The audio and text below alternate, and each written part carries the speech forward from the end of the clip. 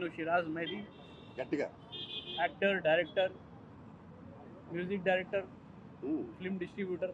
ఇంకా సార్ నాకు ఒక మంచి పదవి ఇచ్చారు తెలంగాణ ఫిల్మ్ ఛాంబర్లో, టీఎఫ్సిసి డైరెక్టర్ అసోసియేషన్లో వైస్ ప్రెసిడెంట్గా.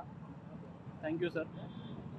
ఇక్కడ వచ్చిన అందరికీ పేరు పేరున ధన్యవాదాలు తెలియజేస్తున్నాను. Thank you so much for supporting us. అయితే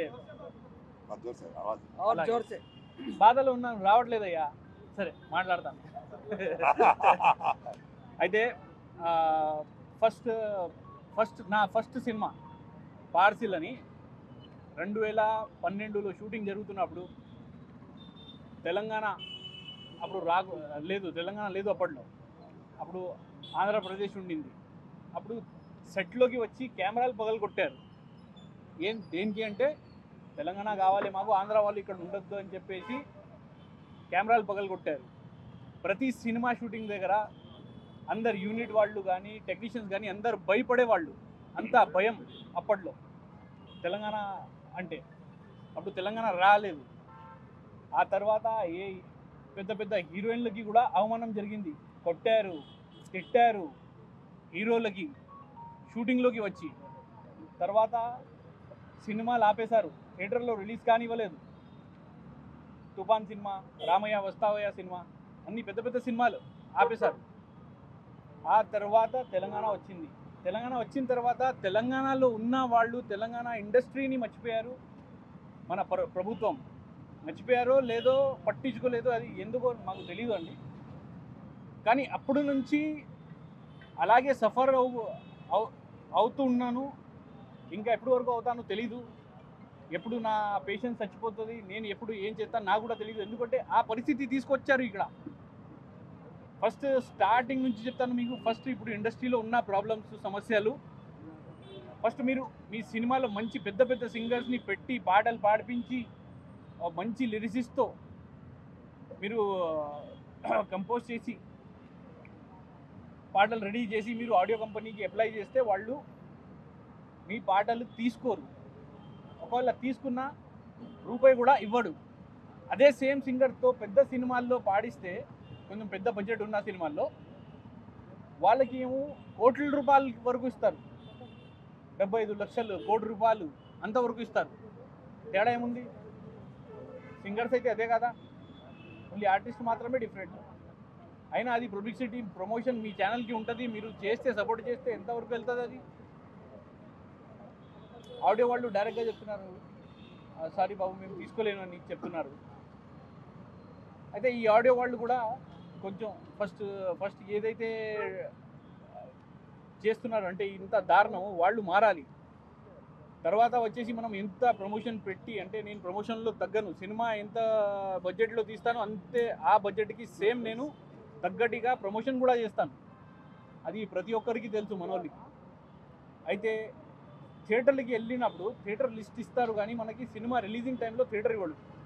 హైదరాబాద్లో అయితే ఎంత దారుణం అంటే, ఎంత పెద్ద దొంగలు అంటే, పీవీఆర్లో ఉన్న ఒక మురళిగాడు ఉన్నాడు, ఆడు పెద్ద దొంగోడు. 1-2 థియేటర్లు ఇస్తాడు ఒక్కొక్క షో. అది కూడా ఇక్కడ 20 మంది ఒకరి సుజనమాలు. ఆడు పెట్టిన టైమింగ్కి రావాలి. జనం ఎక్కడి నుంచి వస్తారు? ఆడు డైరెక్ట్గా అంటున్నాడు, నేనైతే ఇదినా ఇస్తున్నాను, వేరే వాళ్ళు ఏదైనా ఇస్తున్నారా అని అడుగుతున్నాడు ఆడు. అయితే మర్యాద ఇస్తే అక్కడ వరకు కంటెంట్ అల్లదు. కంటెంట్ వెళ్ళాలి అంటే వాళ్ళకి ఏ భాషలో చెప్పాలి ఆ భాషలో చెప్పాలి అని చెప్తున్నాను. వేరే వాళ్ళు ఏది ఫీల్ కావద్దు. నేను కూడా ఒక ఫిల్మ్ డిస్ట్రిబ్యూటర్, ఎగ్జిబ్యూటర్ని. అయితే ఇక్కడ ఉన్న థియేటర్ పరిస్థితి చాలా దారుణం. సాయి వెంకట్ సార్ చెప్పినట్టు ఇక్కడ 5 థియేటర్లు 6 థియేటర్లు ఇస్తాడు. అందులో కూడా మనకి దోమలు ఉంటాయి, ఏసీలు పనిచేయవు. ఆ జనంతో మనం కూర్చోలేము. అంతా మాస్ థియేటర్లు ఎక్కడో ఊరి చివరిలో ఇస్తాడు. అయితే ఇంత దారుణం జరుగుతుంది. కనీసం ఒక 2 షోలైనా పీవీఆర్లో కానీ ఐనాక్స్లో కానీ ఇస్తే, ఒక మంచి టైమింగ్ ఇస్తే, మన సినిమా మంచి తీస్తేనే, మీకు ట్రైలర్ నచ్చితే, మీకు పోస్టర్ నచ్చితేనే ఇవ్వండి, లేకపోతే ఇవ్వద్దు. ప్రమోషన్స్ మేము చేస్తున్న లెవెల్ చూసి ఇవ్వండి, లేకపోతే ఇవ్వద్దు. మేము డైరెక్ట్గా సినిమా తీసుకొని చెప్పట్లే. ప్రమోషన్ అంత గట్టిగా చేసిన తర్వాత కూడా థియేటర్ ఇవ్వకపోవడం అది మహా దారుణం. సరే, థియేటర్ అయిపోయిన తర్వాత ఓటీటీలో కూడా ఎలా అయిపోయిందంటే, కొంతమంది మేనేజర్స్ ఇక్కడ, కొంతమంది ఆడియో కంపెనీ వాళ్ళు టైఅప్ చేసుకున్నారు. వాళ్ళ ద్వారా వెళ్తేనే మన తెలుగు సినిమా తీసుకుంటారంట, లేదంటే లేదు. అయితే అది మారాలి. ఫస్ట్ ఓటీటీ కూడా మారాలి. ఛానల్స్ పెట్టుకున్నారు కానీ వేస్ట్. అది ఓన్లీ మన వాళ్ళు కావాల్సిన వ్యక్తులు లేదా పెద్ద బడ్జెట్ ఉన్న సినిమాలు, అది మారాలి. అది కూడా ఓటీటీలోకి ఇది వెళ్ళాలి సినిమాలు. నెక్స్ట్ శాటిలైట్లో ఒక పెద్ద స్టార్ హీరో సినిమా 1000 సార్లు వేస్తారు. ఎవడు సినిమా కూడా చూడరు. 1000 సార్లు నెల 2 నెలల్లో 1000 సార్లు వేస్తాడు. వారంకి వేస్తూ ఉంటాడు. అరే అది కాకుండా ఒక చిన్న బడ్జెట్లో ఉన్న ఒక మంచి కంటెంట్ సినిమా తీసుకోవచ్చు కదా. చచ్చిపోతావా? ఎందుకంత పాలిటిక్స్ మీకు? శాటిలైట్ తీసుకుంటే ఏమవుతుంది మీకు? ఇప్పుడు చిన్న బడ్జెట్ సినిమాలు బ్రతికితేనే కదా మీకు ఇండస్ట్రీ నిలబడుతుంది. మీ శాటిలైట్కి మీరు యాడ్లు గీడ్లు అన్నీ వస్తాయి. మీరు కూడా అందులోనే కదా పనిచేసేది. మరి ఎందుకు ఇంత దారుణం? అది తప్పు. అది మారాలి. శాటిలైట్ వాళ్ళు క్యూబ్ యూఎఫ్ఓ అరే దోపిడి దొంగలు సార్, ఇంత ఈజీగా చెప్పకూడదు. ఈయన కొడుకుల గురించి అయితే ఎంత చెప్పినా అంత తక్కువే. క్యూబ్ యూఎఫ్ఓ వాళ్ళకి అయితే డైరెక్ట్గా స్ట్రేట్ ఫార్వర్డ్ వార్నింగ్ ఇస్తున్నా. మీరు మారాలి, లేకపోతే నేను మారతాను. మీరు ఉండాలి, లేకపోతే నేను ఉంటాను. మీరు ఉండండి, లేకపోతే నేను ఉంటాను. ఏదో ఒకటి చేయండి, డిసైడ్ చేసుకోండి. మీ చేతిలో ఉంది. ఇప్పుడు మంచిగా మర్యాదగా చెప్తున్నాం, మీ పేరు తీసుకోకుండా క్యూబ్ యూఎఫ్ఓ ఇద్దరు ప్రొడ్యూసర్లకి మారండి, త్వరలో మారండి. మారితేనే మీకు మంచిది. చాలామంది ఎగ్జిబిటర్స్ ఇండస్ట్రీ వదిలేసి వెళ్ళిపోయారు. నా ఫ్రెండ్స్ 10-12 సంవత్సరం నుంచి నా ఫ్రెండ్స్ ఈరోజు వాళ్ళకి ఏ ఉద్యోగం లేకుండా ఎవడొకడు ఇక్కడ వాచ్మెన్గా పనిచేసుకుంటున్నాడు, ఒకడు బస్ స్టాండ్ దగ్గర పనిచేసుకుంటున్నారు. ఎందుకు? వాళ్ళకి అవసరమా ఇవన్నీ చేయాలి? అవసరం లేదు. వాళ్ళు కూడా మళ్ళీ తిరిగి రావాలి.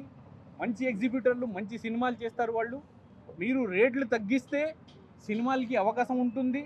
మంచి థియేటర్స్ ఆంధ్రాలో మనకు ఎంత మంచి థియేటర్స్ ఇస్తారు, ఎంత ప్రేమిస్తారు సినిమాని అంటే ప్రపంచంలో అంత ప్రేమించరు నా దృష్టిలో. అంతా మన జనం అంతా గౌరవం ఇస్తారు. మన చిన్న బడ్జెట్ సినిమాలకి కూడా అక్కడ అంతే సేమ్ రెస్పెక్ట్ ఇస్తారు. చిన్న సినిమా బడ్జెట్ హీరో వచ్చినా కూడా ఆడికి కూడా సేమ్ రెస్పెక్ట్. ఎందుకంటే ఇది నా అనుభవం. నా అన్న తమ్ముళ్ళు ఉన్నారు అక్కడ కాబట్టి నాకు అనుభవం. నాకు ఏ ఆంధ్ర తెలంగాణ ఫీలింగ్ లేదు.